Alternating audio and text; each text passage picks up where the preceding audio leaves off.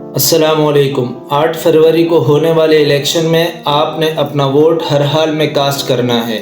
اور اس ووٹ کو ایک معمولی ووٹ کی پرچی سمجھ کر نہیں چھوڑ دینا،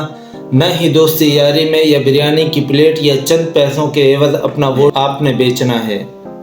یہ ووٹ آپ کے پاس امانت ہے اور آپ کے آنے والی نسلوں کا حق ہے، لہٰذا اپنے ووٹ کے لیے آپ نے اپنے کینڈیڈیٹ کو منتخب کرنا ہے، وہ جو اللہ کے دین اور اس کے رسول صلی اللہ علیہ وسلم کی سنت کا پاسدار ہو۔ ووٹ دینے سے پہلے آپ نے ایک چیز اپنے ذہن میں بٹھا لینی ہے کہ ایک ووٹ کی پرچی دے کر آپ جس کو بھی جتوائیں گے،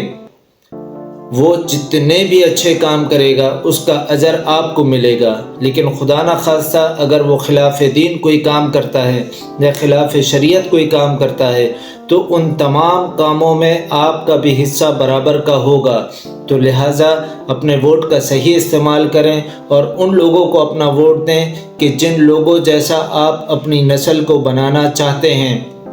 جیسے آپ چاہتے ہیں کہ میری اولاد کل کو بڑی ہو کر ان کے نقش قدم پر چلے، تو لہٰذا اپنا ووٹ دیندار لوگوں کو دیں، ان لوگوں کو دیں کہ جو ملک پاکستان کے محافظ ہوں اور اسلام کے وفادار ہوں، اسلام کے محافظ ہوں، پاکستان جو لوگ ملک و ملت کے سچے وفادار ہوں۔ لہٰذا اپنے ووٹ کا صحیح استعمال کریں اور اپنے آنے والی نسلوں کے مستقبل کو روشن کریں۔